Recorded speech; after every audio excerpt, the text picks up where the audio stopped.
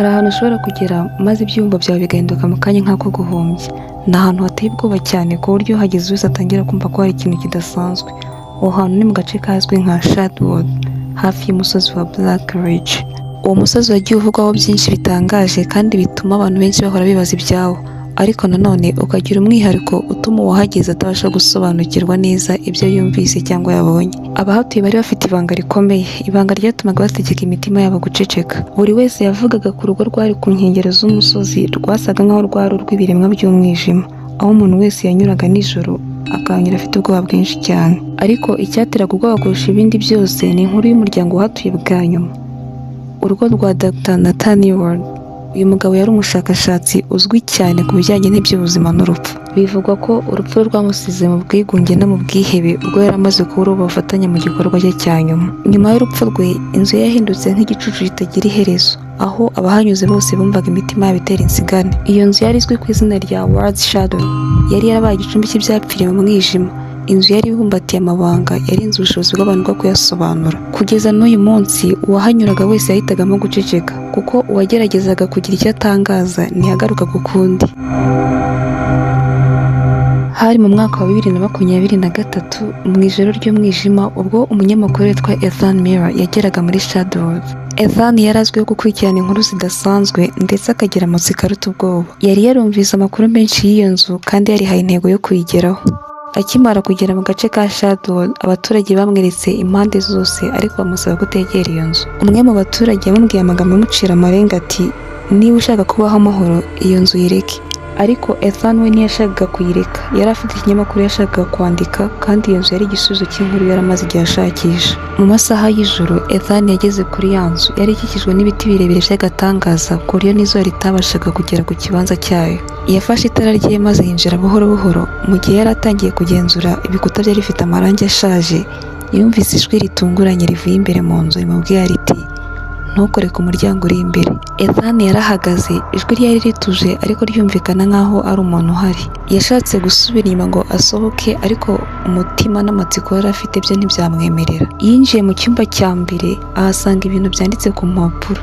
Amashusho n'ibikoresho bya Nathaniel byari byuzuye ku meza.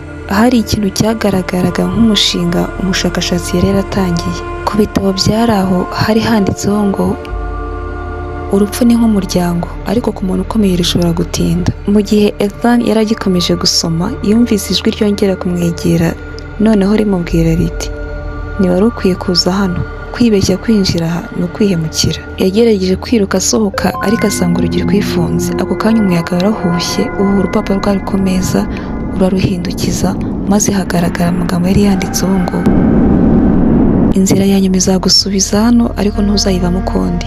Ethan yigeze agira amahirwe yo kongera kugaragara muri ako gace ka Shadwood. Abaturage bavuze ko bumvaga urusaku rudasanzwe ruva muri iyo nzu, ariko nta n'umwe wigeze agira ubutwari bwo kwinjira ngo arebe. Iyo nzu yabaye igicumbi cy'amayobera, aho umuntu wese wageragezaga kwegera iyo nzu yaburaga burundu, ntihagire wongera kumenya amakuru ye. Kugeza n'uyu munsi, abantu bakomeza kuvuga ko igihe cyose ugenda hafi y'umusozi wa Black Ridge ushobora kumva ijwi risa nk'irisakuza rigutera ubwoba. Bati, niwumva ijwi rikubwira guhagarara, ujye wumva iryo jwi. Shadwood yarakomeye ku mateka yayo y'amayobera. Iyo ugeze muri ako gace, abaturage bakubwira mu ijwi rito bakongorera bati, uramutse wumva ushaka kugerageza gutahura ibanga ry'iyo nzu, uzibuke ko urupfu rushobora kukwigarurira utabizi. Abashinzwe umutekano bagerageje kwinjira muri ya nzu ngo bashake Ethan Miller wari warabuze, ariko icyo bari bateze cyose nticyari kigihari. Ikibumbano cya Nathaniel cyari cyarabuze, kimwe n'ibindi bikoresho byose by'ubushakashatsi bwe, byose byari byaraburiye ahantu hatazwi. Kugeza n'ubu ntigeze haboneka ubusobanuro bwuzuye ku byabaye kuri Ethan Miller. Abaturage bamwe bavuga ko yaba yarahanzweho n'imbaraga za ya nzu, maze agahinduka kimwe mu biremwa bidasanzwe Nathaniel yashakaga kurema. Ariko abandi bakemeza ko yaba yarabaye igicucu kitagaragara gihora kirinda ibanga rya ya nzu. Kugeza ubu, iyo ugeze muri Shadwood, abaturage barakubwira bati, ntugerageze gushakisha byinshi, hari ibanga rigomba guhorana umwijima. Iyo nzu ntizigere igusubiza. Ibyabaye kuri Ethan Miller byasigaye ari amayobera yuzuye ubwoba bwinshi. Iyi ni inkuru abantu benshi basubiramo bafite ubwoba, bemeza ko ikibumbano cya Nathaniel gishobora kuba kikiriho, kandi kikaba cyakomeza gutwara ubuzima bwa benshi. Shadwood yari ahantu hatavugwagaho rumwe. Inkuru za Dr. Nathaniel Ward, inzu ye yuzuyemo amayobera, n'abahaburiwe irengero nyuma yo kuhagera, byose byabaye igice cy'amateka. Ariko se ni iki cy'ukuri kuri ibyo byose? Uyu munsi abantu baracyibaza niba ibivugwa kuri White Shadow ari ukuri cyangwa se ari ibihuha. Gusa kimwe muri ibyo ni amayobera, kuko ntawe uhagera ngo asubire yuko yaje. Ese wowe wagira ubutwari bwo kugerageza kwinjira muri Shadow World ukareba ibanga ry'iyo nzu uko rishobora gusobanuka?